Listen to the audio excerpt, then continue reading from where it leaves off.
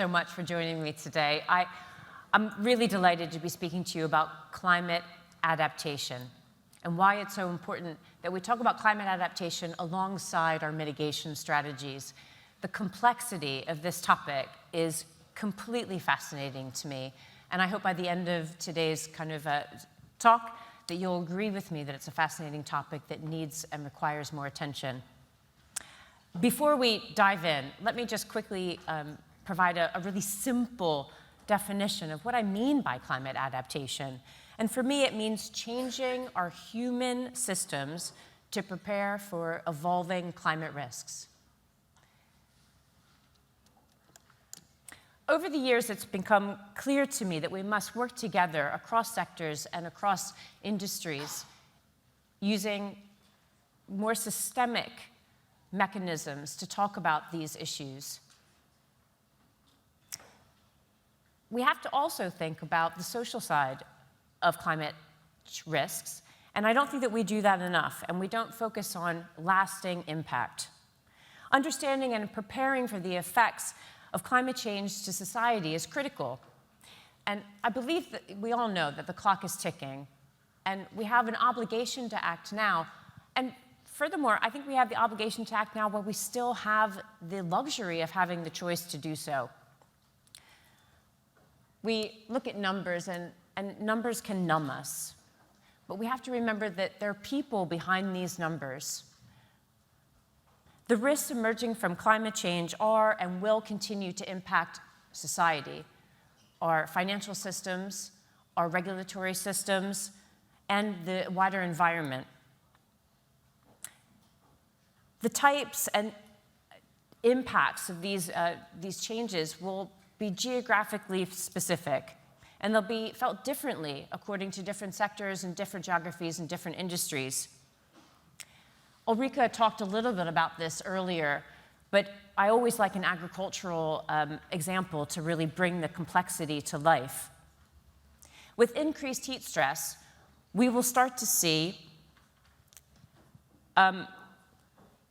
issues around water availability, biodiversity loss, and that will impact crop security. I think on one hand, we'll have positive impacts happening with insect populations, and insect populations will capitalize on those already degraded crops that are struggling and further lead to increased crop security issues. On the other hand, changes in land use will also disrupt habitats, contributing to population displacement and causing migration issues. So we'll have more climate refugees as geographies become just not viable to sustain human life in the way that they had done before. Because we have a global economy, everyone in this room will be impacted by this complexity that's coming down the pipe for us. I think when thinking about climate change and its impacts on interconnected systems, it's critical to take a systems thinking approach. And what I mean by taking a systems thinking approach is to integrate not only language and tools to help facilitate and understand the complexity across the different topics, but also to help decision makers understand and really bring to life how they will impact society and businesses. This comprehensive understanding will help with making decisions around synergies and trade-offs, because there's always a positive and a negative to every decision that's being made, and we have to have a mechanism to truly understand what they are. The impacts of climate change will significantly impact, as well, business operations, supply chains, long-term viability of sustainability strategies, and our commitments. This will threaten business continuity. As an example, due to high winds or increased flooding, physical assets might no longer be viable operationally. Now, Mona Lisa spoke about this a little bit earlier, but she was very focused on getting your building to net zero. But did she ever ask the question whether you should actually be in that building in 20 years' time? before your net zero strategy comes to fruition. I think consequently, stakeholders across value chains will experience supply chain disruptions on the back of all this, and this will result in lower revenue, decreasing profit margins, and heightened financial risks. All of this, continuing from our agricultural example, will lead to crop failure, and lower yields could trigger supply chain disruptions, with critical sectors such as life sciences and energy experiencing material shortages. And I think this will impact how we develop medicines, vaccines, and biofuels. For me, too, I think we have to take a value chain approach and be mindful of how these risks are going to impact public perception and brand reputation, and how regulators might respond to disruptions with tightened restrictions. You know, will we be able to use corn for ethanol in the future when people are starving? And how is the government going to support helping those decisions being made? The impacts on business continuity and workers can't be ignored either. We'll see increased temperature and heat stress, and according to the ILO, it's a significant problem for over 1 billion agricultural and 66 million textile workers globally.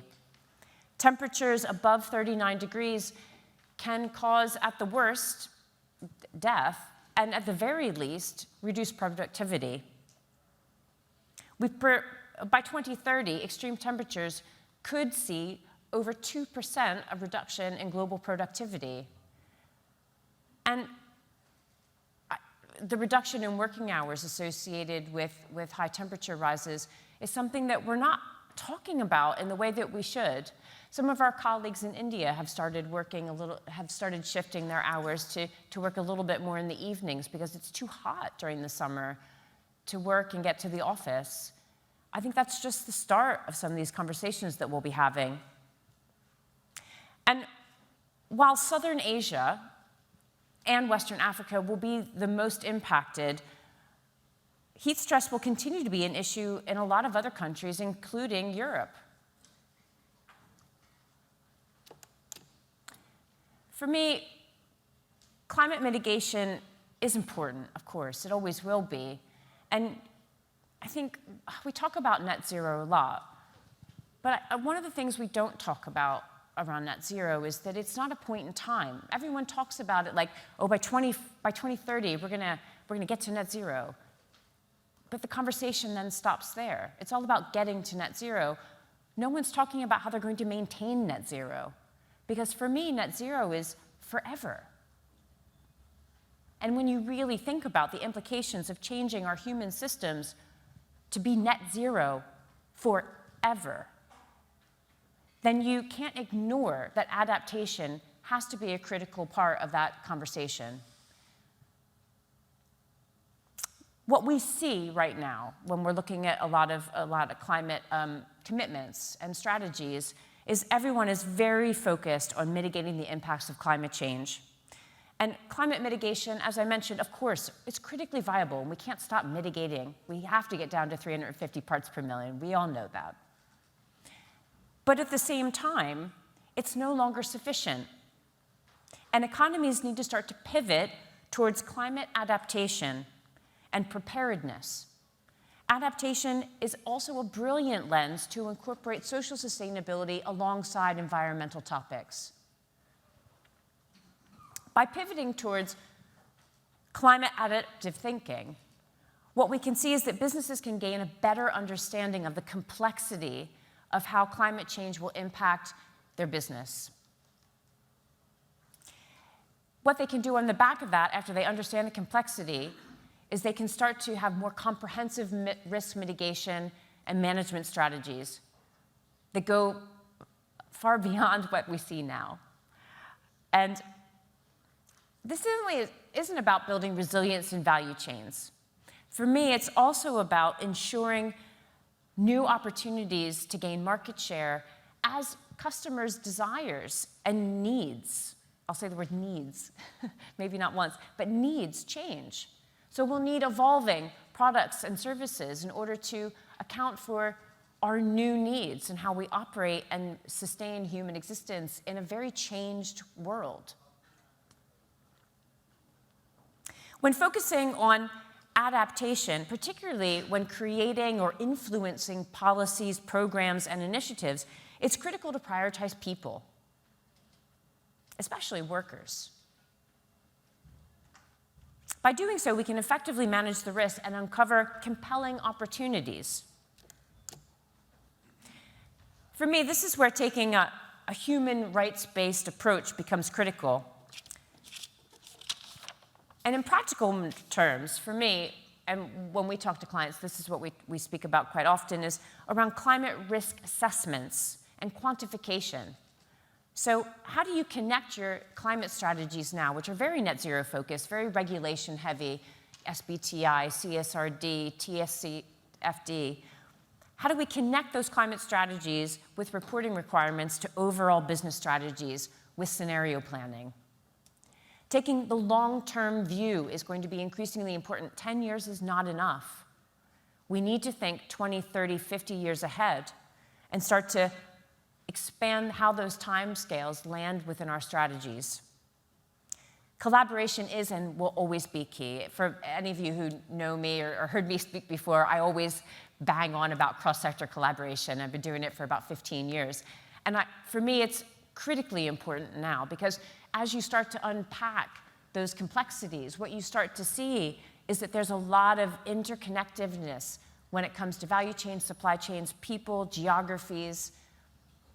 And if you don't work together, if we don't work together, we'll never be able to drive the type of change we need in order to be prepared and to mitigate and adapt for climate change in the future.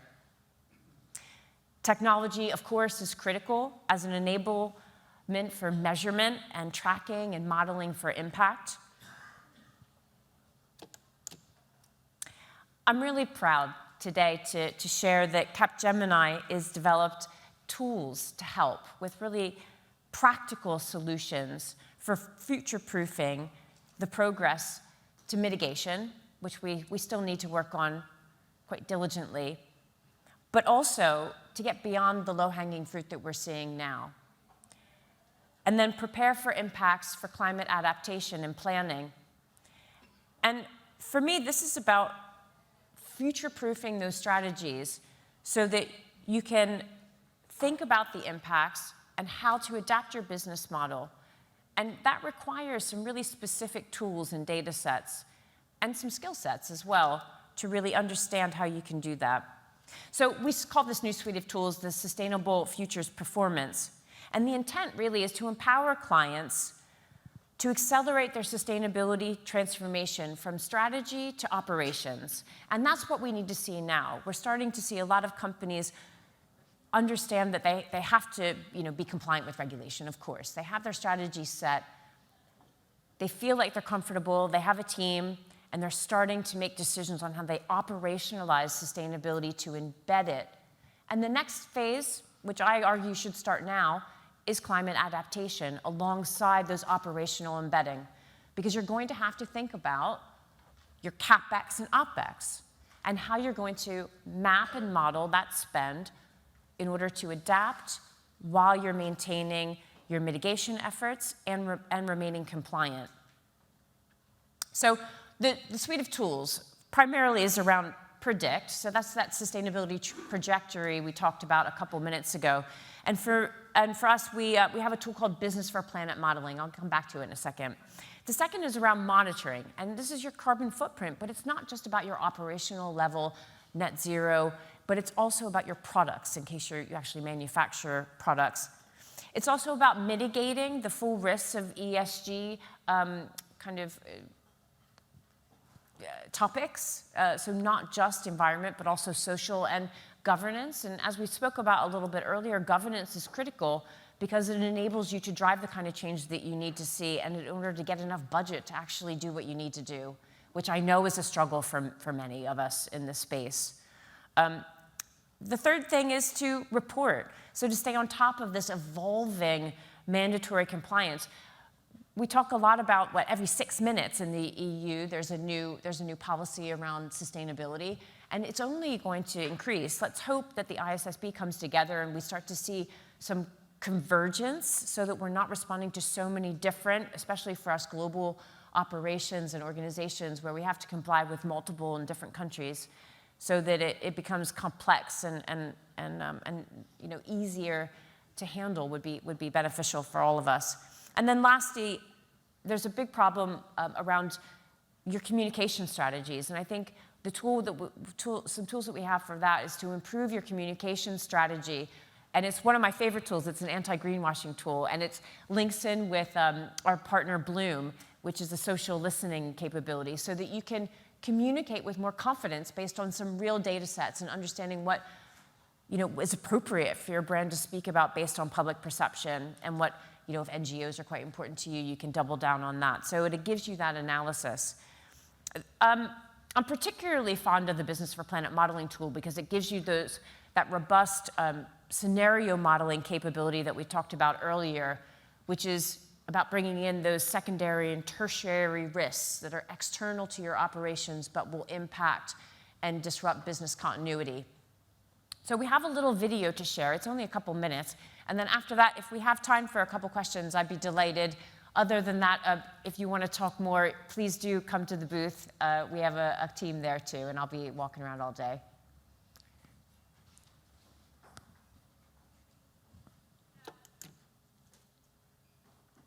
I think you guys have to hit play, maybe.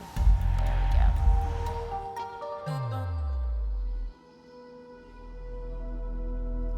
Climate change affects us all. How can businesses mitigate risks rapidly and securely in the new environment? At Capgemini, we believe it's the rapid emergence of ecosystems, co-designing and agreeing on robust transition scenarios that will bring coherence to actions and accelerate positive impact. We believe that aligning C-suite priorities with partners and customers' input is the key to delivering a shared vision. And that's why our scientists and sustainability experts created Business for Planet Modeling, the next generation solution to get the sustainable future you want. Business for Planet Modeling is a trusted platform integrating the complex interactions between climate, economy, population, technological progress, depletion of natural resources, and policies have on their business, showing what can't happen and why. Because industries, financial analysts, states, and syndicates need to explore collectively the evolution of their complete ecosystems, they need to get the most comprehensive view of their risks and make robust decisions to act fast and securely. Do you want to assess the sustainability of your business model? Do you want to take into account not only decarbonization, but take a systemic view? Do you want your ecosystems to stimulate the evolution of key indicators, cash, P&L, etc., to evaluate uncertainties, sensitivities, and margins, and properly mitigate risks? Do you want to build an envelope of possible scenarios, including public policies, to select a robust strategy and identify what you have to monitor with accuracy?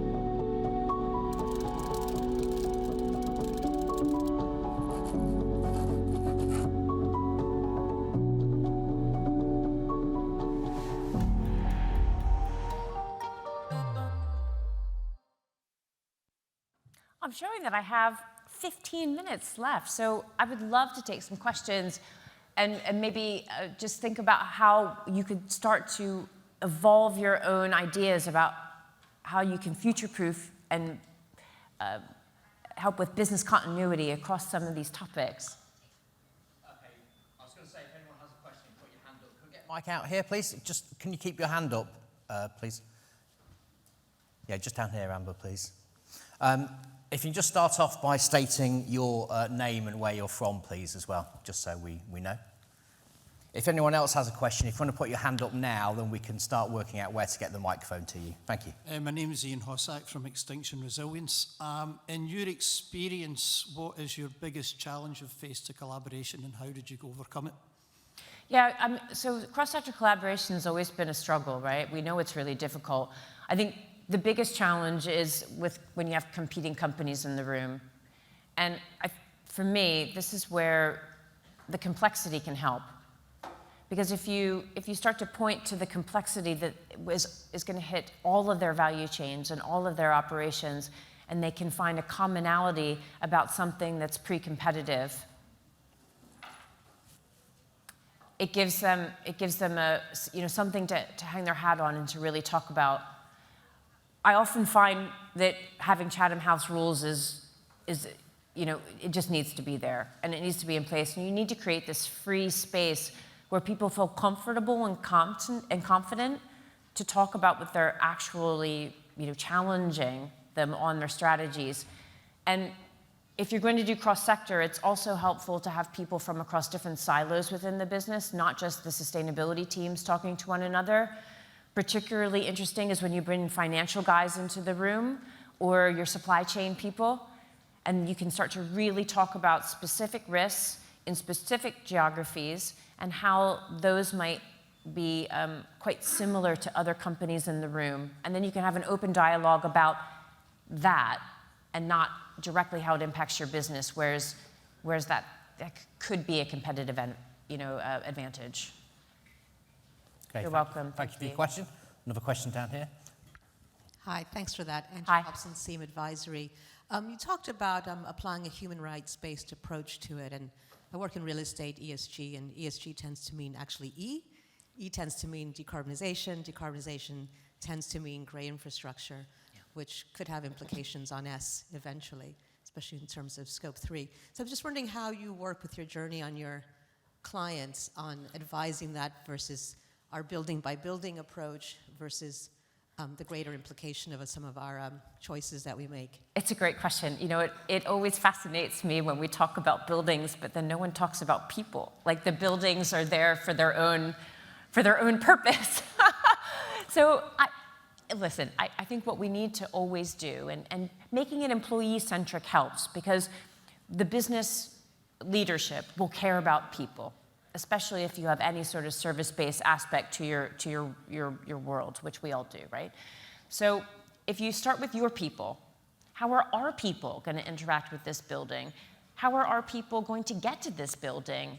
Will they want to come to this building? What does this building need to function as? And, how, and then from a more value chain view, as you get your own people situated around your own building and infrastructure, then you can start to think about your wider value chain. And when you think about your wider value chain, the human rights agenda gets really sticky really quickly, especially if you have any exposure into textiles, as we mentioned earlier, agriculture, mining, anytime where there's a significant amount of the day that's spent outside in order to conduct core business. And the conversation there then isn't only about social, but it's about how the environmental is interacting with the social circumstances. And then I like taking this human rights-based approach because it's so clearly defined. We know what human rights are. I think how we define human rights will evolve, by the way. I don't think that it's going to be stagnant, because it feels very still 1990s to me, how we talk about human rights from a UN perspective. So I think that human rights will evolve, and some of those provisions will evolve as well. But for me, this is where the future of work really hits home, because it's not about us sitting at our desks in an air-conditioned building. This is about food security. It's about critical raw materials to uphold our economy. It's about insurance, people insurance, healthcare. And it's also about, air pollution, soil quality, water quality. These are all very human rights-centric views, and we're not talking about them in the way that they should. We've been doing some really fascinating research in collaboration with some universities and some clients. We don't even understand now the impacts of biodiversity on human health. And I don't mean about forest bathing or spending time in the garden, because there's loads of research there, but how being and having access to a lot of different species, what that does to our internal biome and our sense of being human. We have no idea. There's no scientific research really to speak of to cover that. So I think it's going to get really specific really quickly. My advice then is to start with your own people and your buildings, but then quickly expand to thinking about your value chain. And then from value chain, I would start with your immediate supply chain and do some issues around what raw materials are critical to your business continuity, but then you also have to start to think about your consumer sector and further downstream. Thanks for the question. Another question down here at the front. And then I think we had another question over there. Yeah, we'll come to you next as well. Thank you. Hello, Courtney. My name is Marie. Hey, Marie. I'm a sales professional. I've been hearing you guys discussing, but there's not much discussion on the flood. Yeah. I mean, I do a lot of primary research in that area only because, I work so hard. So at nighttime, when everybody goes to bed, that's when I take my car and I drive. And I will tell you, I'm always scared. Yeah. Summer, not summer, winter, not winter. That is a concern for me. Yeah. Because, the gentleman did mention earlier about the next generation. Yeah. That has been playing on my head. Like the global fight is always about international, but all about home base as well. How can we find a solution for this as well? It's a great question. Yeah, I think flood risk globally is a real big issue. And what surprises me is that we have all the Earth intelligence platforms and data, and we can model what those risks are. We know where the flood risk is.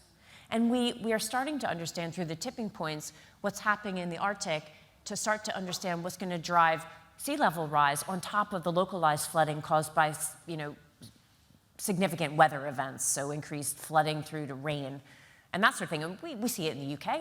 I live in Sussex. I haven't been able to go out in my garden in the lawn for months. It's like a swamp out there. Roads are blocked off.